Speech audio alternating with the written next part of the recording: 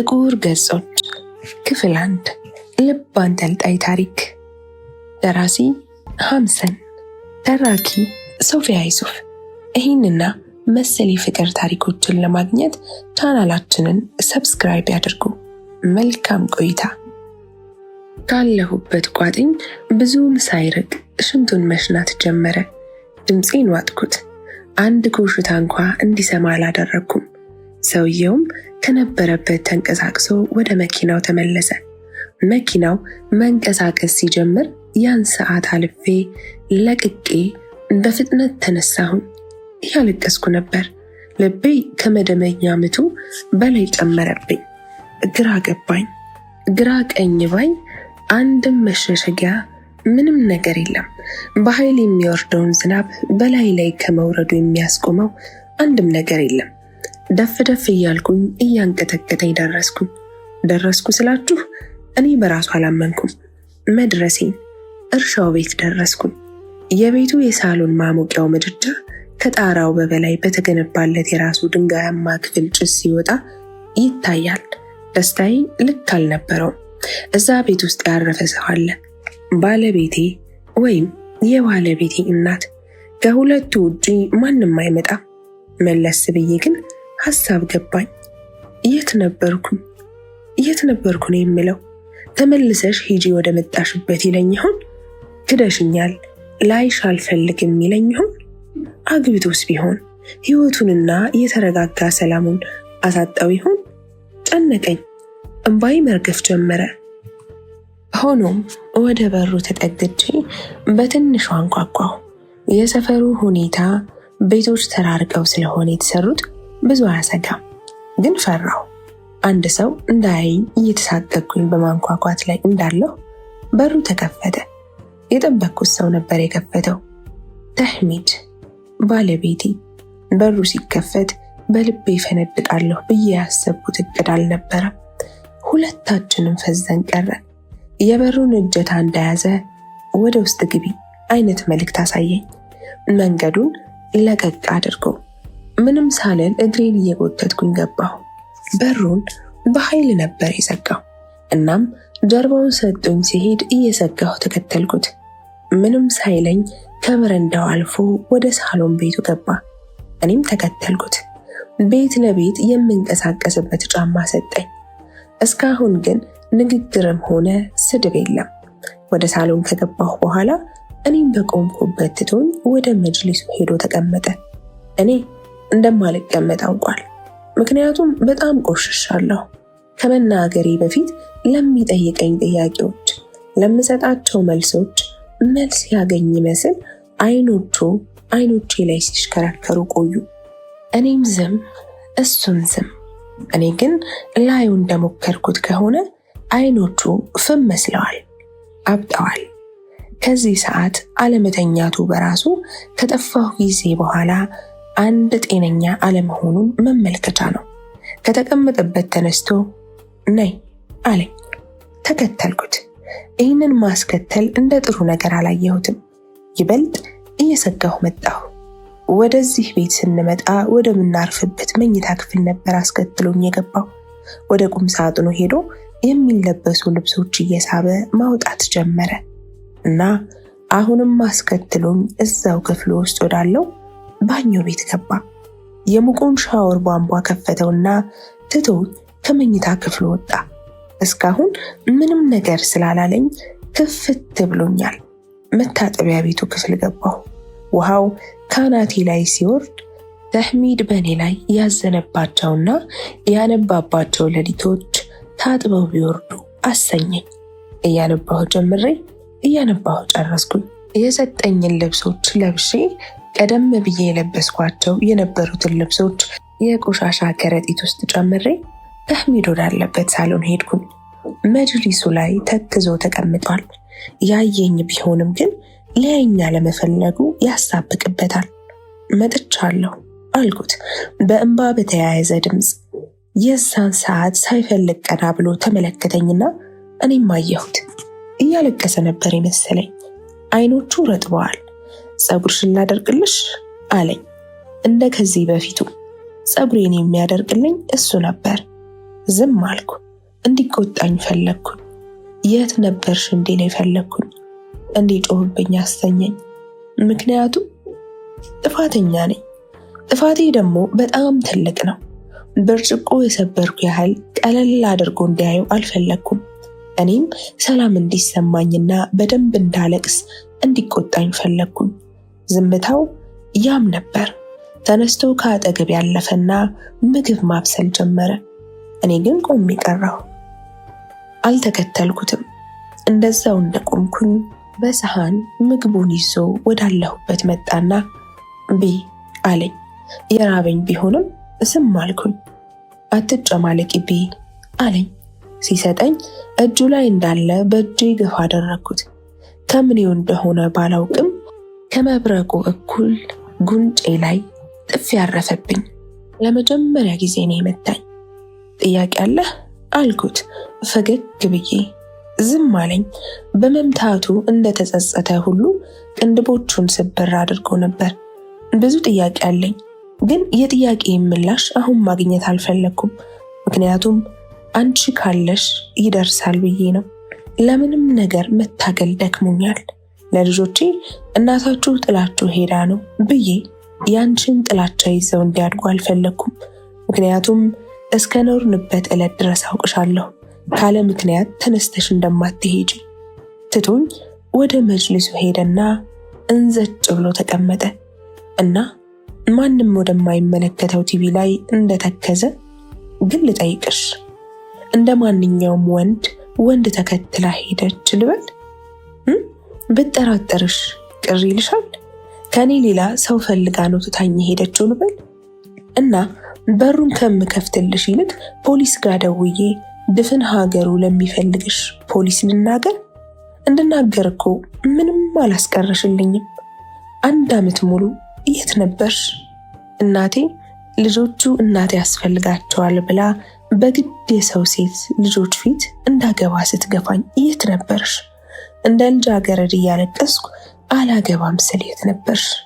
ዝም አልኩኝ። ከተቀመጠበት ተነሳ። ንገሪኝ፣ የት ነበርሽ? ጮኸ። ማልቀስ ጀመርኩ። አታልቅሺ፣ አስመሳይ፣ እንደሱ አትይ፣ እኔ ፊት አታልቅሺ። እጁን ለምታ አንስቶ ልቡ አላስቻለውምና መለሰው እና እንዳልተቆጣኝ ሁሉ ፈገግ እያለ አሁንም ቆንጆ ነሽ እኮ። የንግግር ዘይቤው የጤነኛ ሰው አልነበረም። ትቶኝ ወደ መኝታ ክፍሉ ገባ። እኔም የምናገረው ስላልነበረኝ እምባዬን እየጠረኩ ተከትዬው ወደ መኝታ ክፍሉ ገባሁ። በእጁ አልጋውን መታ መታ እያደረገ ነይ ተኝ አለኝ። ተጠግቶ ቦታውን ለቀቀልኝ። ቀስ ብዬ ጀርባዬን ሰጥቼው ጋደም አልኩኝ።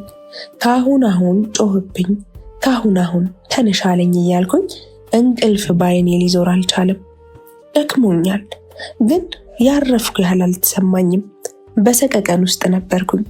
ከሆነ ምናምን ሰዓት በኋላ ግን የተጠራቀመው የቀናት እንቅልፌ እስከ መጨረሻው ወሰደኝ። ትላንት የነጋው ንጋት ነው ዛሬም የነጋው፣ ግን በጣም ተቀይሮብኝ ነበር።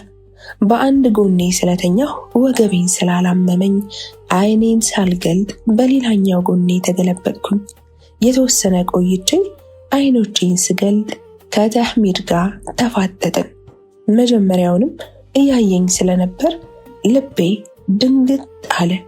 አስተያየቱ የሚገለኝ ነው የሚመስለው። የት ነበርሽ አለኝ ለዘብ ባለ ድምፅ። ምላሴን የዋጥኩት ይመስል ጸጥ አልኩኝ። ለመነሳት ቀና ስል በኃይል ጎትቶ አጋደመኝ። የት እንደነበርሽ ሳትነግሪኝ ዛሬ ከዚህ አልጋ አትወርጅም አለኝ። በዚህ መሃል ስልኩ የአዛን ጥሪ አሰማ። ይህ ምክንያት ሆነኝ። ይሁን አላውቅም። ተነስቶ ወጣ። ወደ መኝታ ቤቱ መታጠቢያ ክፍል ገባ። በረጅሙ ተነፈስኩኝ። ብዙም ሳይቆይ ፎጣ እንዳቀብለው መጣራት ጀመረ። ተነስቼ ከበሩ ባሳለፈው እጁ ሰጠሁትና ወደ መስኮቱ ተራምጄ ከፍቼው ቆምኩኝ። ደመናው እየቀላቀለ ነው። ከርቀት የፈረሶች ጋጣ ይታየኛል። ንፋሱ ለስለስ ያለ ነበር። ብርዱን ፈልገሽው ነው? ተህሚድ ነበር። ከመታጠቢያ ክፍሉ ፎጣ ወገቡ ላይ አሸርጦ ወጥቷል። ዘወር ብዬ አይቼው ስላፈርኩኝ ወደ መስኮቱ ተመልሼ ዞርኩኝ። ወደ እኔ መራመድ ጀመረ። ኮቴው ሲቀርብብኝ ልብስ ልበስ አልኩት። ኮቴው እየራቀኝ መጣ። ከቁም ሳጥኑ ውስጥ ልብስ አውጥቶ ከለባበሰ በኋላ ውዱ አድርጊ እንጂ እንስገድ አለኝ። ከ1 ዓመት በኋላ ኢማሚ ሊሆን ነው። ራሴን በሽታ እያንቀሳቀስኩኝ ወደ መታጠቢያ ክፍል ገባሁ። ከደቂቃዎች በኋላ ሰገድንና አብረን አልጋውን ማንጠፍ ጀመርን። እንደ ቀድሞ ምንም አልጠየቀኝም፣ እኔም ምንም አልነገርኩትም። ምግብ አብረን አበሰልን። ቁርሳችንን እየበላን እንዳለ ስልኩ ጠራ። አይኔ ከስልኩ ላይ ነበር። አንስቶ ሄሎ፣ አሰላሙ አሌይኪ እንዴት አደርሽ አለ። ጭራሽ ሴት ናት አልኩኝ በልቤ። ወአሌይኩም ሰላም እንዴት አደርክ የሚል ድምፅ በስልክ መስመሩ ተከተለ። አልሐምዱሊላህ ቁርስ በላሽ? እንደበላችና እሱም እንደበላ ጠየቀችው። ልጆቹስ እሺ አሉሽ? በሉ? ሌላኛዋ ሚስቱ ናት መሰለኝ። አይኖቼ በእንባ ተሞሉ። ከኛ ጋር ብትሆን ጥሩ ነበር። ማኢዳ ትንሽ ማስቸገር ጀምራለች። አሁን ወደ ትምህርት ቤት እየሸኘኋቸው ነው የደወልኩልህ አለችው። አገባህ እንዴ? ላንተ ደስ ብሎኛል አልኩት። ውስጤ ግን እርር ብሎ ነበር። ምን ነው የጣልሽውንም ሲነኩብሽ አትወጅም እንዴ አለኝ። ማለት አልኩት። ማለትማ ጣልሽኝ። ስለ ጣልሽኝ እሷ አነሳችኝ፣ ስትሰብሪኝ ጠገነችኝ፣ ስታስለቅሽኝ አባበለችኝ፣ ስትርቂኝ ቀረበችኝ። እስካሁኗ ደቂቃ ድረስ ልጆችሽን ያለምንም ፊት መንሳት ስትንከባከባቸዋለች። የምናገረው ነገር ስላልነበር ልክ ነህ አልኩት። ለአያሌ ደቂቃዎች ሲመለከተኝ ቆየ። ታዲያ ለምን እዚህ መጣ? ብቻዋን መተው አልነበረብህም። ፈገግ አለና ቆይ ምን አይነት ባህሪ ነው ያለሽ? እየገባሽኝ አይደለም። የሆነ ቀን ብድግ ብለሽ ትተሽኝ ሄድሽ። እናም የሆነ ሌሊት ተነስተሽ መጣሽ። ድጋሚ እንደማትሄጂ ምንም ዋስትና የለኝም። ያንን ቀን ላስታውሰው አልፈልግም። ጨካኝ በሆንብሽ ደስ ይለኛል።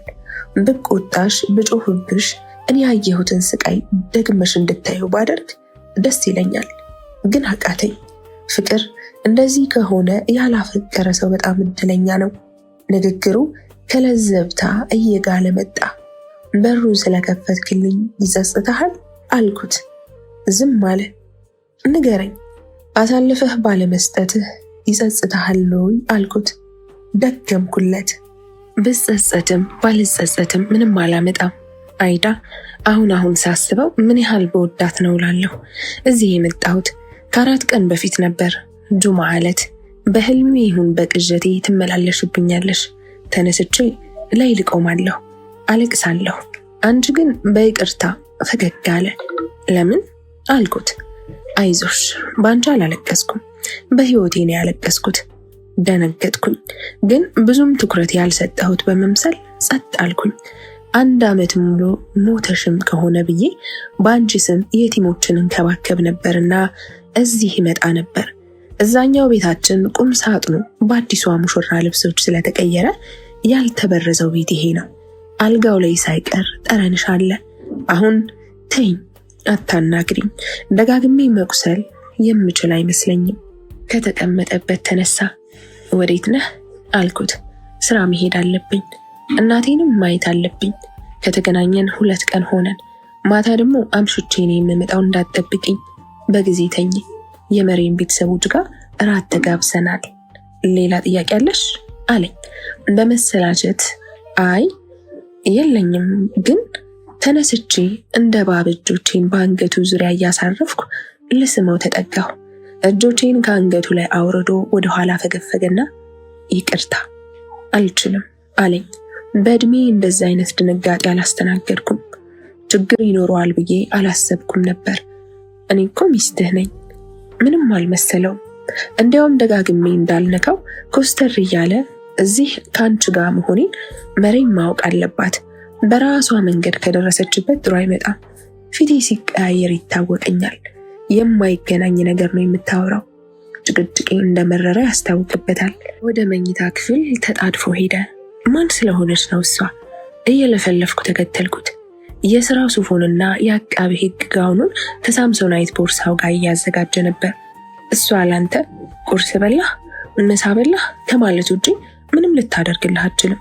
እኔ ግን ህይወቴን እንኳ ሰጥሃለሁ። ከመልበሻ መስታወቱ ፊት ለፊት ቆሞ የእጅ ሰዓቱን እያሰረ ተይ እንጂ ህይወትሽን ስለምትሰጭኝ ነዋ ትተሽኝ ሄድሽው። መደርደሪያ ላይ ከነበሩት ሽቶዎቹ መካከል አንዱን ሽቶ አንስቶ አንገቱ ስር ማርከፍከፍ ጀመረ። ንገረኝ እንጂ ንገረኝ፣ ትክት ባለው ድምፅ። አይዳ በአላህ ይሁንብሽ፣ አትደግድቂ። ቅናትሽን ወደ ጎን አድርጊው። አንዳንዴም እንኳ ቢሆን አላህን ፍሪ። ህፃን አይደለሽም።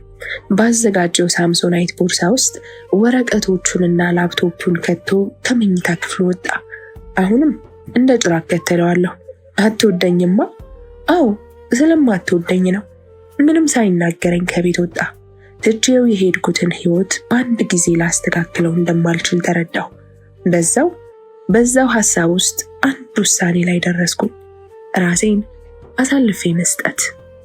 በዚህ መልኩ ነው ተህሚድን እንዲናደድ ማድረግ የምችለው። እየተጣደፍኩኝ ወደ ሳሎን ሄጄ በሩን ስጫኑ አይከፈትም። ደጋግሜ ተነጫነጭኩኝ። የለም ቆልፎብኝ ነው የሄደው። ወደ ጋሩ መናፈሻ መውጫው መስኮት ጋም ሲሄድ እንደዛው በተመሳሳይ አይከፈትም። ተህሚድ መኪናውን ከግቢ ይዞ ለመውጣት ወደ ኋላ እያንደረደረው ነበር። መስታወቱን እየደበደብኩ እንዲከፍትልኝ እነግረው ጀመር። አስፈራራዋለሁ፣ ራሴን አጠፋለሁ እለዋለሁ። እሱ ግን መኪና ውስጥ ሆኖ እያየኝ ጸጥ። ወደ መኝታ ክፍል ተመልሼ የገባሁና ቁም ሳጥኑ ውስጥ ከዚህ በፊት ራሱን መከላከያ ሽጉጥ እንዳስመዘገበ አውቃለሁ። ስፈልገው የለም፣ አጣሁት። ወደ ማብሰያ ክፍል ገብቼ ቢላ መፈለግ ጀመርኩኝ። የለም፣ ቤት ውስጥ ራሴን የምጎዳበት ምንም ነገር የለም። መጮህ ጀመርኩኝ። የሚሰማኝ ግን አንድም ሰው አልነበረም። የመታጠቢያ ቤቶቹ መስኮቶች እንዳለ ተቆልፈዋል። በወንበር በሩን ለመስበር ሞከርኩኝ። በተቃራኒው ግን ወንበሩ ነበር ከጥቅም ውጭ የሆነው። በግምት ለ5 ሰዓታት እያለቀስኩኝ ነበር። ተህሚድ ከመንደሩ ከወጣ በኋላ ወደ ከተማ የሚወስደውን አውራ የመኪና መንገድ ይዞ በመሄድ ላይ ነው። መንገዱ ያለ ወትሮ ረዘመበት። የማሰቢያ ጊዜ የሰጠው ይመስል እየቆየ ራሱን መውቀስ ጀምሯል። ጨካኝ ሆንኩባት ይሆን? ምናልባት ርህራሄ እንደሌለኝ አሳየኋት ይሆን? በንግግሬ አዝናብኝ ይሆን? ግን ይገባታል፣ ደግሞም ይገባታል። ልትማር ይገባል። አንዳንድ ጊዜ ሊገባት ይገባል። በታመምኩት ልትታመም ይገባል። የመኪናውን ስፒከር ተጭኖ ቁርአን ከፈተ።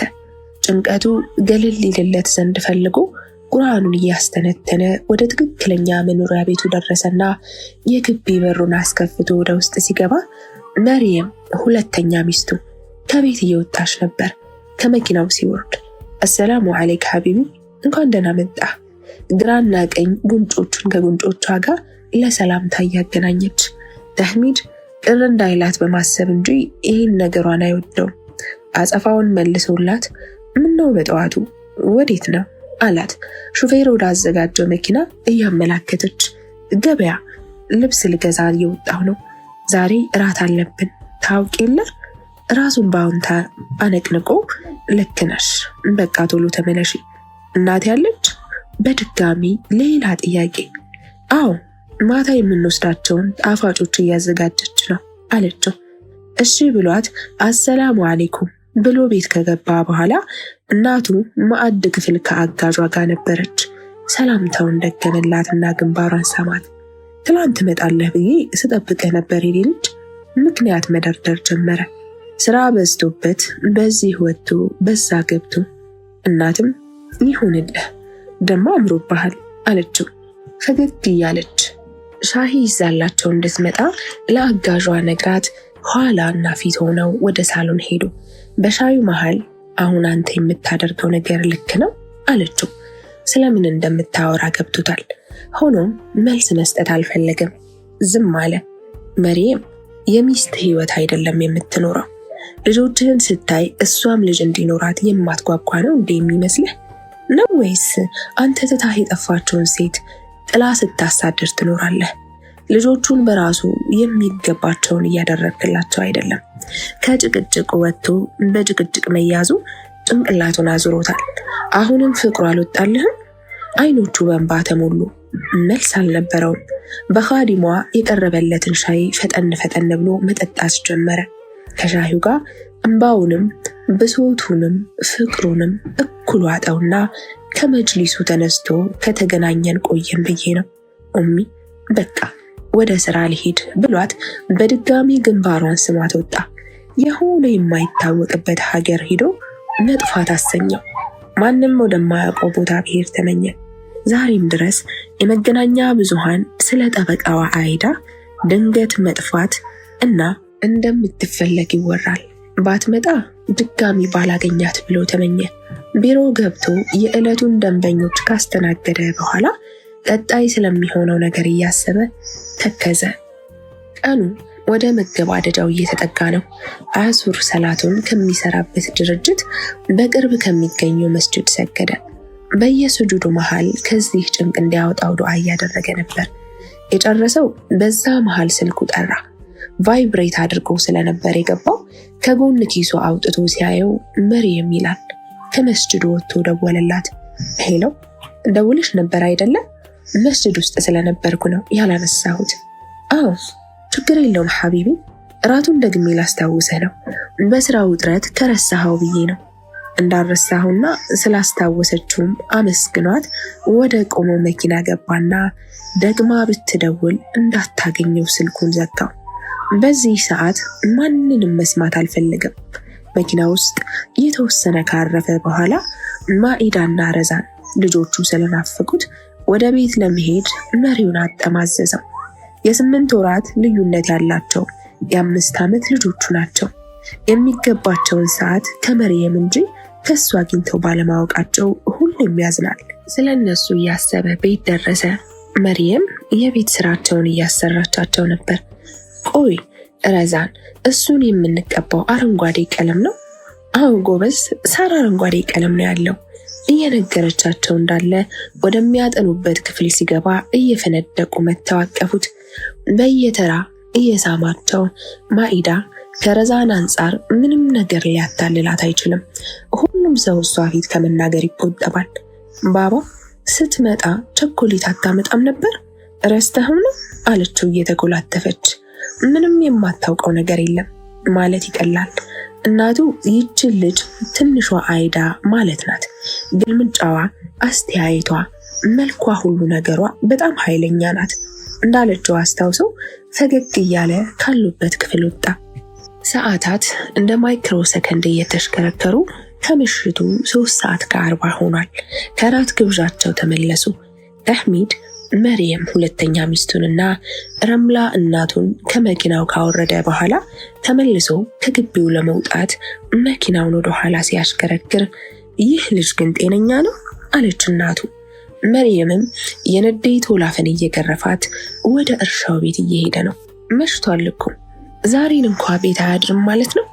የግቢውን በር ዘበኛዎቹ ዘግተውት የተህሚድ መኪና ከሁለቱም እይታ ተሰለበ። እንቁላል የጣለበት ይመስል ይሄ ልጅ ውዴ፣ በልጄ ስም በጣም ይቅርታ፣ እኔ አናግረዋለሁ ብላ ብርድ ስለሆነ ወደ ውስጥ ገቡ። ተህሚድ ቁርአኑን ከፍቶ አስፈሪውን የጨለማ መንገድ ተያይዞታል። ከግማሽ ሰዓት በኋላ ወደ እርሻው ቤት ደረሰ። የቤቱ መብራት አልበራም፣ እንደጨለመ ነው። ቁልፍ ይዞ ለመክፈት በሩን ተጠጋ። ቁልፉን አሽከርክሮ በሩን ሲከፍትለት እጁን አሳልፎ በግድግዳው ላይ ያለውን ማብሪያ ማጥፊያ ነካው። መብራቱ ወገግ ሲል ከፊት ለፊቱ ቢላ ይዤ ቆሜያለሁ። እንደጠበቅኩት አልደነገጠም።